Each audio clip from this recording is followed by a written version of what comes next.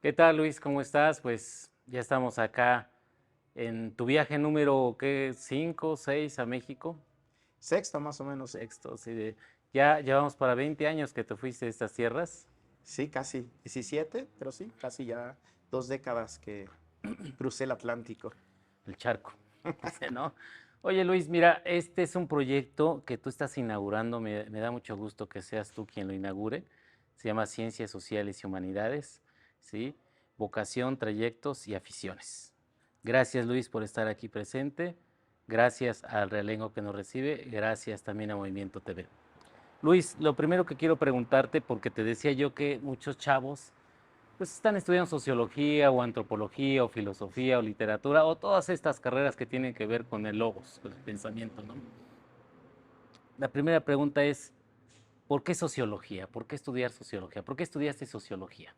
Mm, Bueno, antes que nada, Daniel, bueno, quiero agradecer por el honor de poder inaugurar esta serie de entrevistas y evidentemente recalcar, hacer hincapié en agradecerte que siempre que he venido a México, concretamente a Puebla, tú has sido uno de mis gestores, si se podría llamar así. Tú me has abierto las puertas para presentar el libro que compilé con mi colega Juan Manuel Meneses, El Ajá. Camino de las ¿Que Fieras, se terminó? las feminismos a la contra, ¿no? Y bueno, quiero públicamente agradecer todos los espacios que siempre has dado para difundir mi obra, ¿no? Y mi trabajo. Bueno, la pregunta sería que planteas es muy interesante. ¿Por qué estudiar ciencias sociales en general o sociología en particular, ¿no? Sobre todo en un momento, digamos, de crisis civilizatoria, o Ujú. sea, no solo crisis ambiental, ¿no? O la crisis que no terminamos de salir, que llaman esta crisis sanitaria, ¿no? Con el COVID, que parece que está repuntando, ¿no? Entonces, yo creo que en general se podría hablar de una crisis civilizatoria, ¿no? Entonces, yo creo que estudiar sociología nos permite, por un lado, bueno, más allá de lo que plantearon los, entre comillas, fundadores, ¿no? Por hablar de manera eurocéntrica, Durkheim, Weber, ¿no? Las anomias sociales, ¿no? Yo creo que es importante estudiar sociología para entender las tensiones, las contradicciones que hay en la sociedad, ¿no? Creo que actualmente en esta, repito, crisis civilizatoria, con desigualdades socioeconómicas estrepitosas, donde unas cuantas manos, hay que leer el reporte de Oxfam, que tampoco, digamos, es un informe escrito por izquierdistas, ¿no? Es un informe, digamos, de la gente más conservadora que pueda haber. Ellos mismos admiten que la concentración de la riqueza mundial se encuentra en unas pocas manos, ¿no? ¿Cómo es posible que un país como este, con casi 70 millones de Ujú. pobres, tengamos entre 5 y 10 de los hombres más ricos, ¿no? Según la lista de Forbes, ¿no? Entonces, y eso nada más para hablar de México.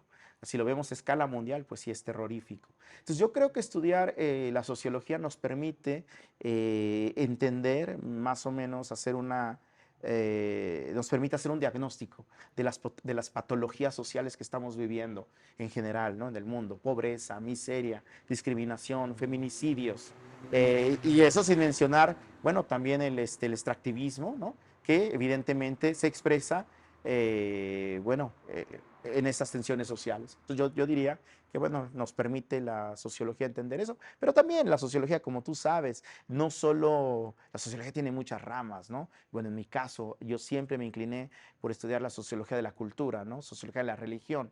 Como tú sabes, me fui a hacer, después de que terminé mis estudios en Puebla, fui a hacer un doctorado a París con Michel Lowy.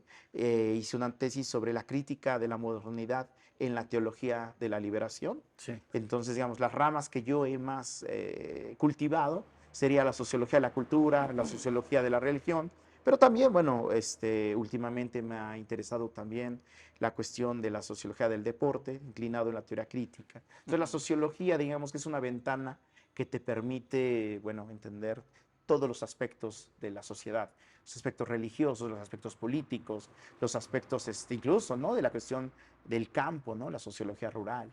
Yo creo que la sociología nos da esas herramientas para poder entender, bueno, la sociedad en la que estamos viviendo, las patologías sociales, y si no digamos, no digo que nos da las respuestas, porque quizás no las tenemos, pero nos permite hacer un diagnóstico de los terribles niveles en los que estamos.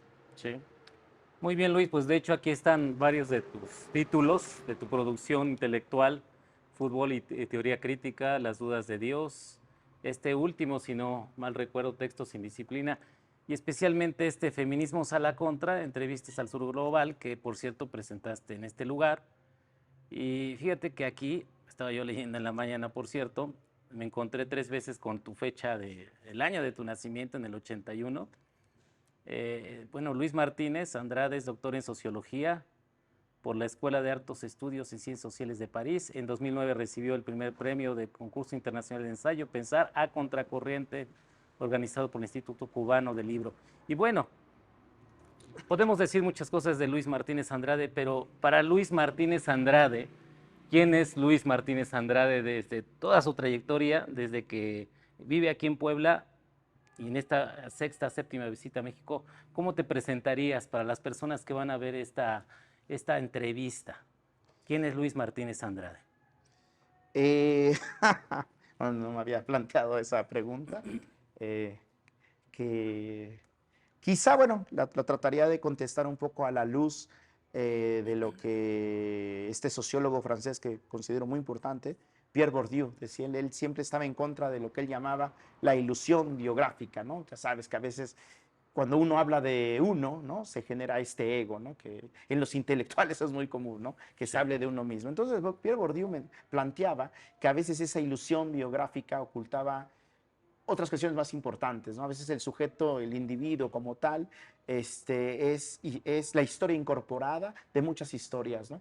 Yo, Luis Martínez Andrade, es el resultado de historias colectivas, del lado tanto, bueno, evidentemente paterno, Mateo, pero también yo creo, considero de historia de luchas populares de Puebla, de México, ¿no? Entonces no soy yo, si quieres, Luis Martínez como tal, el individuo que se va a estudiar y escribe, ¿no? Entonces, por eso Bourdieu plantea la cuestión de la trayectoria. ¿Cuál es la trayectoria del sujeto? Y en esa trayectoria, ¿cuáles son, si quieres, los contrincantes, ¿no? Bueno, tú como dices, muy bien, yo nací en el 81. Hay que plantear eso, somos, creo que igual que muchos de mis contemporáneos, somos hijos de la crisis, ¿no? Somos producto de la crisis, en el caso mexicano. A nosotros nos toca vivir, bueno, crecer en la, digamos, si quieres, la infancia, en un proceso en el que ya digamos, la revolución sandinista pierde, ¿no? En el 89, democráticamente, entre comillas, las elecciones, ¿no? Nos toca las guerras civiles en Centroamérica, pero digamos que yo, a mi generación, digamos que nos va a concientizar políticamente, es el movimiento zapatista, ¿no? 1994, yo creo, yo tenía 13 años. 13 años. ¿No? Entonces, 1994 es una fecha importante para mi generación, ¿no? Para mí, porque precisamente mientras muchos profesores que se decían marxistas, comunistas, que levantaban su tarjeta, ¿no? De que habían militado en el Partido Comunista, los veías después o incorporándose en las filas del PRI o incorporándose en la burocracia del PRD, ¿no? No voy a dar nombres, todos los conocemos, ¿no? Pero es decir, abjuraban, ¿no? Digamos, de esas ideas marxistas-leninistas, ¿no? Y abrazaban diligentemente los principios socialdemócratas, muchos se hicieron transitólogos, ¿no? Bueno, está el caso más, si tú quieres, burdo, fue el de Castañeda, ¿no? Que luego terminó en el gobierno de Vicente Fox. Bueno, entonces para nosotros, para nuestra generación, el mundo zapatista fue muy importante porque nos concientizó primero la cuestión, bueno, indígena, ¿no? Por todo el desprecio que hay a las comunidades indígenas, por la colonialidad, digamos, Sí. ¿qué significa tener en México el color de piel de los humildes, ¿no? Entonces los zapatistas, ¿no? Digamos que reinventan la manera de hacer la política, ¿no? De otras formas, sin caer en esta cuestión de la democracia representativa, ¿no? Que a veces es más gatopardismo que cambio, ¿no? Bueno, esa es una fecha importante, te digo, y bueno, yo creo que actualmente, bueno, no solo el zapatismo fue importante para mi generación, sino incluso para los movimientos antisistémicos del siglo XX. No podría entenderse el altermundialismo sin referencia a los zapatistas y otros movimientos. Bueno, otra fecha importante que se ha olvidado, y yo creo que hay que mencionar mencionarla, es la huelga de la UNAM, la huelga de la Universidad Autónoma de México en el 99, ¿no? Ajá. Más allá de otros igual que fueron, se supone, militantes terminando, engrosando filas de partidos políticos y ahora viven, ¿no? De ese recuerdo, cuando los ultras que fueron denigrados, ¿no? Incluso hasta se ha borrado esa parte, digamos, también influye en nosotros. ¿Por qué? Porque es una de las luchas estudiantiles más largas que ha habido en las huelgas estudiantiles latinoamericanas, que además también es fue una manera de un dique al todo el proceso de privatización que vivimos en los 90, ¿no? Hasta 2000. Entonces, bueno, yo soy, si quieres, el resultado de todas esas, si tú quieres, de esas derrotas, porque Sí. yo las veo, fuimos derrotados, ¿no? O sea, nuestras generaciones, pero bueno, en ese sentido yo siempre me he adscrito a la visión de Walter Benjamin, ¿no? Un filósofo que me gusta mucho, ¿no? El Walter Benjamin marxista, ¿no? No el Walter Benjamin de los posmodernos, que dice que el historiador siempre se compromete, el historiador positivista, el académico, ¿no? El de los papers, ¿no? El funcionario académico, se compromete con el relato de la historia oficial. A nosotros lo que nos importa, decía Benjamin, es ver la historia que se oculta, ¿no? Esa parte que la historia no nos quiere mostrar, las cicatrices, los derrotados, ¿no? La historia de los vencidos, ¿no? Sí. Y bueno, entonces a mí siempre me ha interesado estudiar y analizar esas luchas populares, ¿no? Ver el lado, si tú quieres, el lado estigmatizado de la historia, ¿no? Lo que digamos, la ley de hierro del progreso va destruyendo y va dejando. Entonces, gran parte de mi trabajo, yo, aunque soy sociólogo, de formación o de formación, yo lo que creo que hago es una historia intelectual del pensamiento crítico latinoamericano. Por eso mi interés no es solo en la teología de la liberación, me interesa también el marxismo crítico y entre ellos también, como me hiciste mención, los feminismos, si tú quieres, del sur global o los feminismos no hegemónicos, ¿no? No esos feminismos que incluso ahora los partidos políticos retoman, ¿no? Para que simplemente como un discurso para adaptarse al sistema, ¿no? Lo que a mí me interesa son, si tú quieres, las teorías o las propuestas teóricas políticas que intentan transformar y destruir esta estructura opresora que llamamos capitalismo. Luis, dices, a mí siempre me ha interesado, ¿hasta qué punto es literal esto que dices? Porque uno te escucha y parece que naciste sociólogo, ¿no? O sea, ni siquiera te tocó el agua bendita ni nada, o sea, tú pasaste de, digamos, del nacimiento, donde hayas nacido a los textos, ¿no? Que empezaste a leer, ¿no? De teoría crítica. Y en ese sentido va mi pregunta, ¿por qué este espacio intenta construir el cómo vamos encontrándonos con la vocación? Entonces, mi pregunta es, ¿cuáles fueron tus primeros encuentros con la ciencia social? No sé, en la educación básica. ¿En qué momento te empezó a inquietar? Incluso puede ser que no haya sido en los espacios escolares, ¿no? Alguna vivencia en tu propia familia, ¿no? ¿Cómo surgen estos primeros encuentros con las ciencias sociales y con esta inquietud de la crítica social? Bueno, yo tuve la fortuna de haber estudiado en una universidad, en una preparatoria incorporada a la Universidad Autónoma de Puebla. A mí todavía me tocó estudiar en la Preparatoria General Lázaro Cárdenas, que estaba aquí en la 8, lo comentábamos, a unas cuantas calles de aquí, ¿no? Y bueno, al ser una preparatoria, digamos, con carácter público, ¿no? Encuentras historias, ¿no? Pues, del campo, ¿no? Hijos de obreros, ¿no? Entonces, de alguna otra forma, creo que ese entorno también, de alguna otra forma, te politiza, ¿no? En algún momento le preguntaron alguna vez a García Márquez, ¿no? Creo que un periodista de Dinamarca le pregunta, oiga, ¿pero por qué en sus novelas, sin compararme evidentemente al Gabo, pero le pregunta, ¿por qué en sus historias siempre aparece la cuestión política? Y García Márquez contesta, pues quizás si hubiera yo crecido en Noruega o en Dinamarca, pues no aparecería, pero crecí en Sí. Colombia, ¿no? Y yo creo que en nuestro caso, el haber nacido en un país como México, ¿no? Fruto de la conquista, ¿no? Bueno, Imperio Azteca, que es después va a ser el virreinato de la Nueva España, ¿no? Somos una colonia, ¿no? La estructura de México, ¿no? Con el racismo que se hereda desde hace 500 años, mencioné, la explotación, va a generar que somos países, van a llamar los dependentistas semicolonias dependientes, ¿no? Entonces aquí finalmente la cuestión, yo creo que política se respira. Aquí yo creo que no, como que no hay que explicarla y evidentemente los espacios públicos se ve más, ¿no? Yo tuve la posibilidad en esa preparatoria de tener un grupo de amigos, seguramente, bueno, ya que estamos en Puebla, Puedo mencionar al poeta Ali Calderón, que estudió conmigo en la preparatoria, otro amigo que es, me parece un autor importante, ecosocialista, Luis Antonio Huidobro, ¿no? Desde la preparatoria nosotros leíamos de todo lo que nos caía en la mano, no solo la literatura. Bueno, esa época leía, nos recuerdo, nuestros autores de aquella época eran Hermann Hesse, ¿no? Damián, el lobo estepario, pero lo combinábamos también con la literatura de la onda, ¿no? Parménides García Saldaña, ¿no? La literatura, Sí. digamos, más de José Agustín, La tumba, pero también lo mezclábamos, bueno, yo recuerdo en la preparatoria ya habíamos leído Albert Camus, Camus extranjero, y lo combinábamos también con, nos interesaba la historia, ¿no? Recuerdo que le discutimos el libro de Gutiérrez Tibón sobre el nombre y la fundación de México, interesaba la visión de los vencidos, ¿no? Entonces yo creo que fue un poco ese intercambio que tuve con mis amigos en la preparatoria, que realmente, en serio, leíamos todo lo que nos cayera en la mano, ¿no? Con ese mismo grupo de amigos creamos un equipo de fútbol.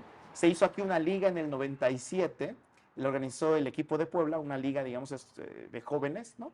Y nosotros, fíjate, es con Ali Calderón, el poeta, con Luis Antonio Huidobro, el teórico ecosocialista, hicimos el equipo Atlético Bolchevique. Imagínate. Ahorita, bueno, suena de risa, ¿no? ¿Quién le ¿No? pondría a un equipo atlético bolchevique? Pero fue en el 97 y para nosotros, bueno, y lo menciono en uno de los libros que acabo de publicar, Sí. Fútbol y Teoría Crítica, era una manera de oponernos, por un lado, al consenso de Washington, ¿no? Al neoliberalismo, a esta mantra de los transitólogos, ¿no? Del libre mercado, ¿no? Por un lado, pero también por otro lado, confrontar, por eso yo hablaba de trayectorias, ¿no? Confrontar a esos excomunistas que habían abjurado y que ahora estaban militando en el PRD o en el PAN, ¿no? Era una manera también de posicionarnos, ¿no? Entonces, bueno, yo creo que desde la preparatoria esa inclinación, pues, los amigos, ¿no? Sí. O sea, te digo, no fue fortuito que, bueno, Ali Calderón se dedicó a la literatura en Puebla, Luis Antonio Huidobro estudió economía, ¿no? Yo me fui a la sociología, entonces yo creo que también tiene que ver esas cuestiones. Ahora que dices de la sociología, Luis, tú fuiste la primera generación de sociología en la universidad. Esta generación que te tocó de sociología, que se fundó sociología, eh, cuéntanos algo de eso, de qué experiencias tuviste como, pues ya para ese momento tenías ya bastantes lecturas, ¿no? ¿Te desencantó? Yo recuerdo un compañero en sociología que tuve, que pues estuvo solamente unas semanas, ¿no? Venía de México, no sé si tú lo recuerdas, Braulio, ¿sí? Y se regresó, ¿no? Porque decía que esto no estaba en las lecturas que él tenía, ¿no? De la sociología. Entonces, cuéntanos cómo fue tu experiencia en sociología de la UAP Bueno, en esos años. como tú bien dices, yo fui la primera generación. Bueno, fui parte de la primera generación en el 2000. Y evidentemente, como primera generación, tienes todas las carencias de una nueva licenciatura, ¿no? Creo que habremos tenido en el primer año un sociólogo que venía de Tlaxcala, no recuerdo su nombre, la verdad, pero venía a veces sí, a veces no, ¿no? Y la mayoría eran profesores que daban cátedra, sobre todo en derecho, en economía, ¿no? Ya realmente, o sobre todo perfiles que no eran realmente sociólogos, es decir, que habían estudiado antropología o historia o filosofía y habían hecho una maestría y otros estaban apenas cursando el doctorado en sociología, ¿no? Entonces realmente, pero bueno, esas carencias, si quieres, nosotros las volvimos en nuestro favor, porque precisamente como los profesores mismos te decían, es que nosotros no somos sociólogos de formación, podíamos con ellos crear, si quieres, la currícula. Nosotros elaborábamos, nosotros proponíamos. Por ejemplo, había un profesor, no voy a dar su nombre, ¿no? Pero, por ejemplo, que nos dio sociología política y pues la verdad nos daba cosas de manuales casi de texto y le dijimos a él, mire profesor, nosotros sentimos que es una pérdida de tiempo estar leyendo cosas así, con todo respeto, ¿por qué no leemos, por ejemplo, La democracia en América de Alexis de Tocqueville? Y el profesor, bueno, evidentemente se asombró porque tú Un sabes que es un clásico, libro, ¿no? es un clásico, ¿no? De 800 páginas. Y dijimos, mira, si vamos, o sea, nosotros sentimos que estamos perdiendo el tiempo. Mejor leamos a los clásicos y leámoslos bien.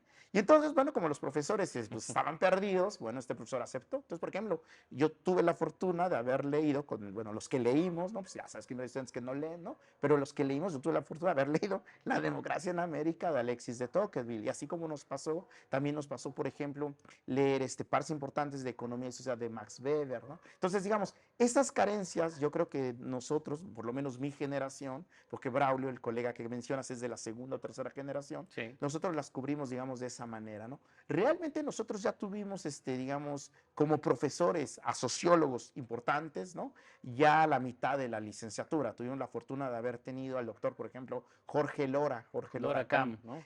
Con él, por ejemplo, yo recuerdo que con él leímos autores que ahorita están de moda, ¿no? Por ejemplo, los que llaman descoloniales o decoloniales, Edgardo Lander, Enrique Dussel, ¿no? Que ahorita son como la moda, el canon, ¿no?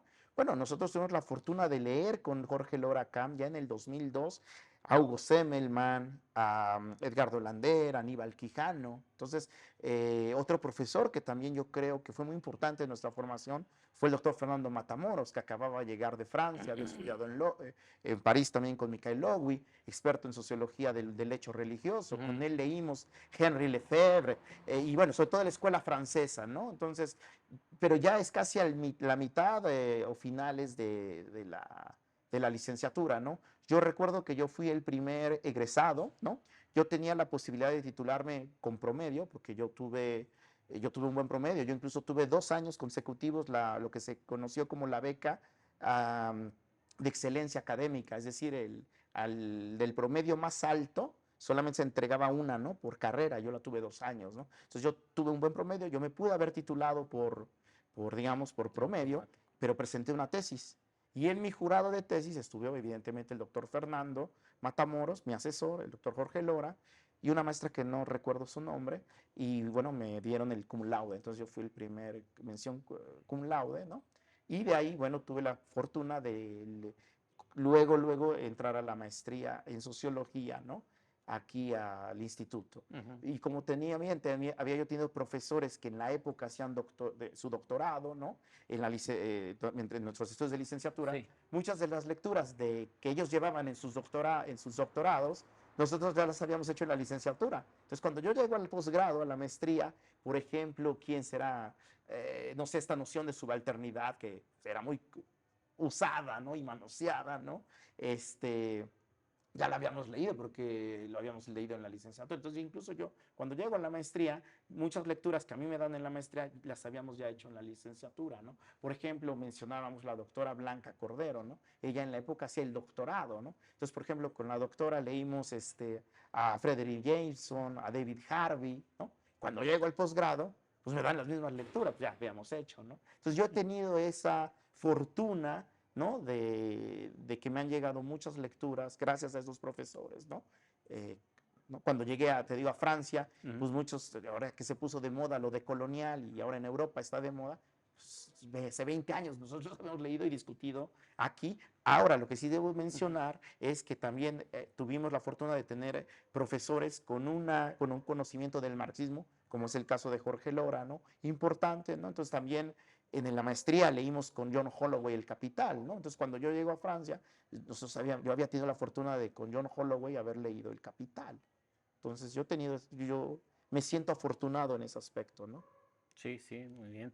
Luis, aquí traes varios textos como mencionamos al inicio, especialmente fíjate que surge en el contexto del Mundial de Fútbol, Fútbol y Teoría Crítica de Luis Martínez, Ilusiones del balón y del sujeto abstracto. A ver, este libro en el contexto histórico, ¿de qué trata, Luis? Bueno, es un libro de ensayos cortos, son 28 historias, y yo lo que traté era, bueno, emplear el fútbol, eventos del fútbol, ¿no? Como pretexto para poder abordar algún aspecto de la teoría crítica, ¿no?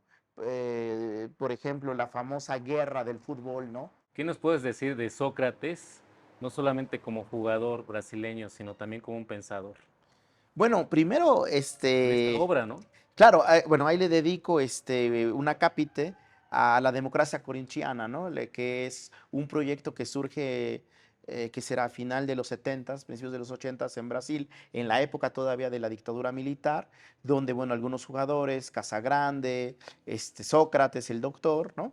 Intentaron apoyar las movilizaciones populares, las huelgas, ya la esclerosis de, digamos, de la democracia, digo, de la dictadura militar. Vienen las luchas, ¿no? Con Lula da Silva, ¿no? Del Partido de los Trabajadores, ¿no? Y empiezan a colocar en el dorsal la frase democracia corintiana. Y ellos van a innovar incluso en la manera de organizarse. Por ejemplo, todos los jugadores van a votar los días de entrenamiento, la alineación del equipo. Ellos van a terminar, por ejemplo, con esto que usan mucho los equipos, que es la concentración, ¿no? Que además en términos Foucaultianos, ¿no? Hablaríamos de una especie de cárcel, ¿no? Yo decía, pero ¿para qué? ¿Por qué los casados deberían de concentrarse? Y bueno, van a innovar, ¿no? Van a innovar no solo en términos, digamos, de estrategia futbolística, sino en términos de innovación política. Ellos, te digo, van a participar en las huelgas, ¿no? Y bueno, van a participar en las primeras votaciones, si quieres, abiertas que hay en Brasil. Fichan al doctor Sócrates en Italia, no recuerdo qué equipo. Cuando llega a Italia, uno de estos reporteros, ¿no? De izquierda que tiene desdén por el fútbol, ¿no? Le hace la pregunta, no, una reportera, perdón, le pregunta a Sócrates como, bueno, sí, usted llega acá a Italia, aparte de jugar fútbol, ¿qué le interesa? Y el doctor Sócrates le contesta, fíjate qué interesante, le dice, vine a Italia a aprender de las luchas populares de los obreros italianos Gramsci. y a leer la obra de Gramsci en italiano. Pues la tipa se quedó callada, ¿no? Bueno, entonces, pero bueno, evidentemente Sócrates es, si tú quieres, dicen los teólogos de la liberación, un miembro de la minoría abrámica, o sea, de cada doctor Sócrates, desgraciadamente tienes 100 Cuauhtémoc blancos, ¿no? Sí. O, ¿no? O sea, es muy Exacto. raro encontrar futbolistas, bueno, por ahí Eric Cantona hizo el documental, ¿no? De futbolistas comprometidos, ¿no? Claro, en la historia del fútbol hay algunos futbolistas comprometidos, ¿no? En el caso de Sócrates en Brasil, pero también está Rino de la Nera en Francia, por ejemplo, un jugador del Saint-Ouen que además participó en la resistencia contra los alemanes, ¿no? Contra los nazis, cuando ocuparon Francia. Hay jugadores, ¿no? Hay jugadores completos, pero siempre son minorías, ¿no? La gran mayoría y sobre todo en el fútbol espectáculo de hoy son niños grandes, ¿no? Son futbolistas como Neymar, ¿no?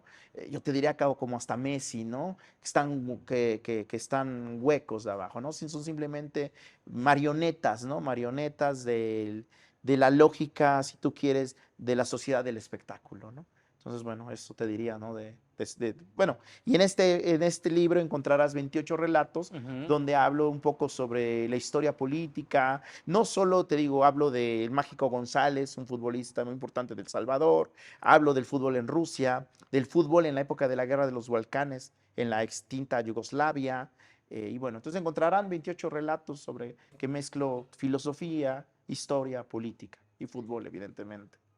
Sí, podemos pasarnos un buen rato hablando incluso cómo se va tejiendo esta identidad de resistencia, de lucha en Brasil. Tú has visitado Brasil, ¿no? A diferencia también del caso mexicano, ¿no? Sin embargo, también algo que nos inquieta es que eres un sociólogo que le encanta el fútbol y lo ha jugado y no sé si lo sigas jugando. Es de las preguntas que podemos hacerte, ¿no? Si sigues jugando fútbol, no eres joven, no eres viejo, ¿no? Estás justo en medio. No, Pero te hemos visto con la playera del Puebla, claro, claro, ¿sí? claro. Pero la del Puebla del 89-90. ¿Verdad? Esa es la única playera del Puebla que uso. Nunca me pondría la de la franja naranja o la de la franja cuando fue por ahí Mario Marín y tanto impresentable socio, ¿no? No, Sí. no, no. Yo la única playera que me pongo y es porque, bueno, tuve la fortuna de haber vivido la final todavía recuerdo, fue mayo del 80, del 89, 90, ¿no? Aquí en el Cuauhtémoc, ¿no? Todavía era Maurer, ¿no? El técnico Sí, Lapuente, ¿no? Pero Poblete, sí, sí, sí. Cedar No, Ávila. ya tiene tiempo que no juego Sí, fútbol, no, no, sí. no, voy más, pero por añoranza, pero cada vez tomo mi distancia del fútbol, ¿no? Oye, y como buen sociólogo conectas el tema con el contexto histórico, con lo social, y te hago esta pregunta directamente, ¿no? Así como no te gusta este Puebla desde hace mucho tiempo, ¿te gusta México? ¿Te gusta la política que se está haciendo en México en estos tiempos, en la actualidad, ¿no? No vamos a hablar si es de izquierda o no es de izquierda el gobierno que está ahorita, pero ¿te gusta este país? ¿Cómo lo encuentras? Bueno, yo al final, pues sí, o sea, pues tengo una admiración sobre todo en las luchas de los de abajo. O sea, esa capacidad. No me gusta usar esta moda, perdón, no me gusta usar esta palabra que está de moda, que se ha vuelto fetiche de resiliencia, ¿no? Que incluso hasta un entrenador de la selección y cualquier psicólogo superficial usa, ¿no? Resiliencia. No me gusta esa palabra, ¿no?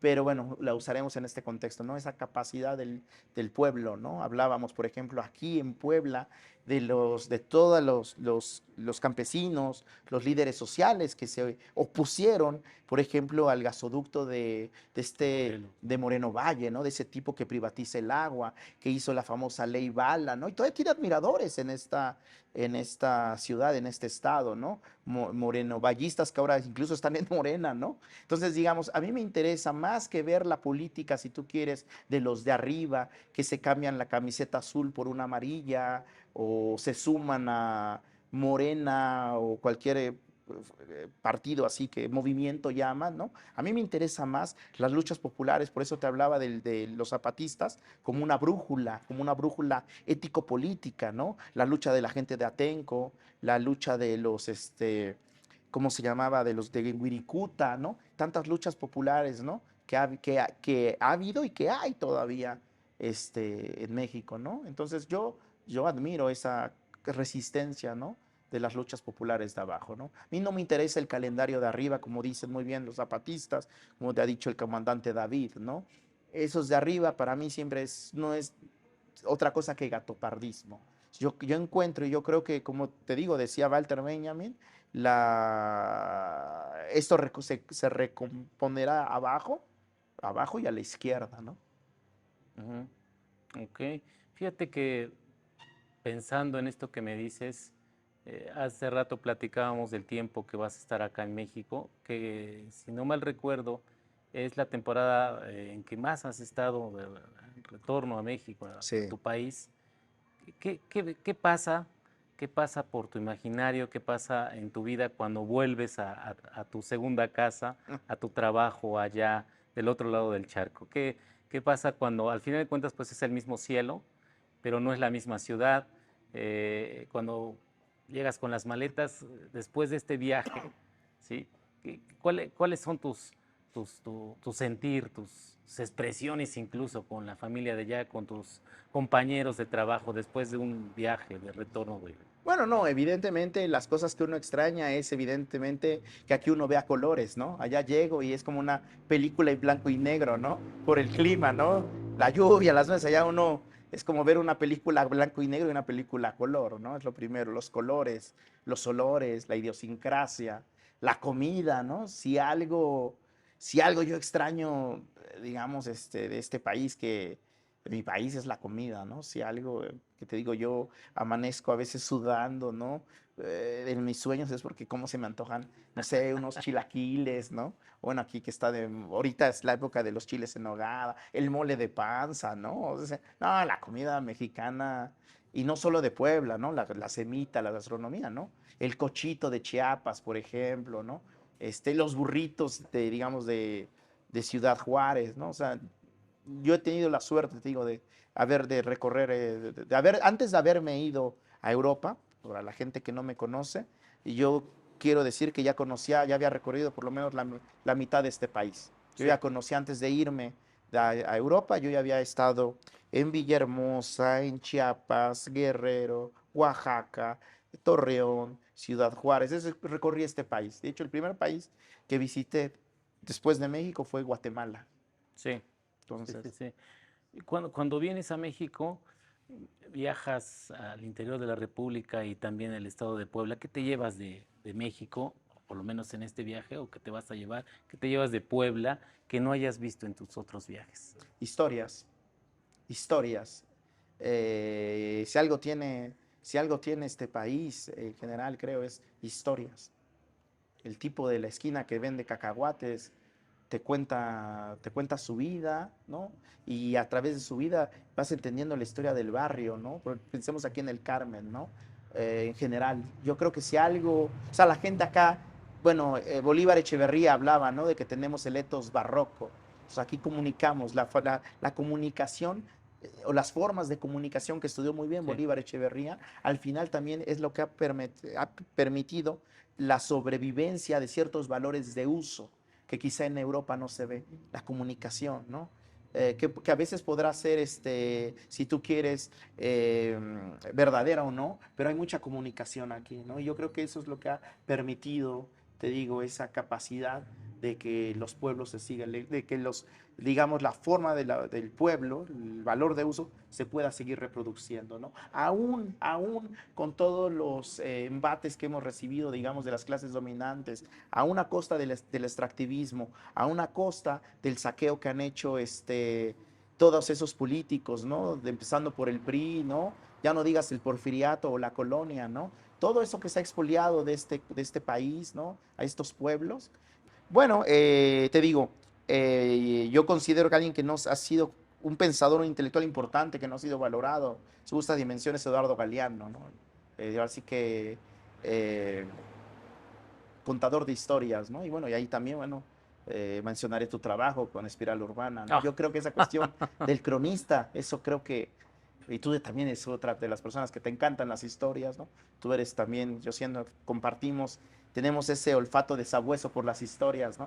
Cuando sí. sabemos que hay una historia, vamos tras ella, ¿no? Entonces yo diría que eso, siempre que vengo, y no solo en México, yo creo que es de América Latina. Cuando estuve en Colombia, como dices, he estado ya un par de veces en Brasil. Siempre que cruzo el charco, si algo me llevo son historias.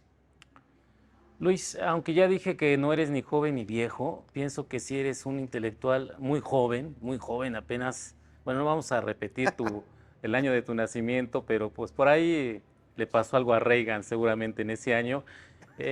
Y quiero ir cerrando con esta pregunta, Luis. De todos estos trabajos, de toda esta inversión de tiempo que has hecho, ¿cuál es el trabajo que te ha dado más satisfacción? ¿Sí? ¿Y por qué?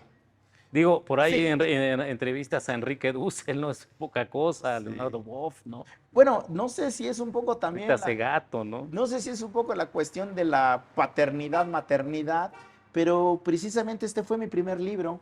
Este fue el primer libro que publicó la Universidad de Zacatecas con las ediciones Medianoche. Religión sin Lo publiqué en redención. 2011 Ajá. y este libro, que fue mi primera obra, se tradujo al polaco, Mm. al francés y al inglés. Ah, Entonces, digamos, mi primogénito fue el que tu evidentemente primogénito. más satisfacciones, e incluso capítulos de este libro se han salido también en italiano, en alemán, creo que en alemán, y no recuerdo en otro idioma, ¿no? Entonces eso.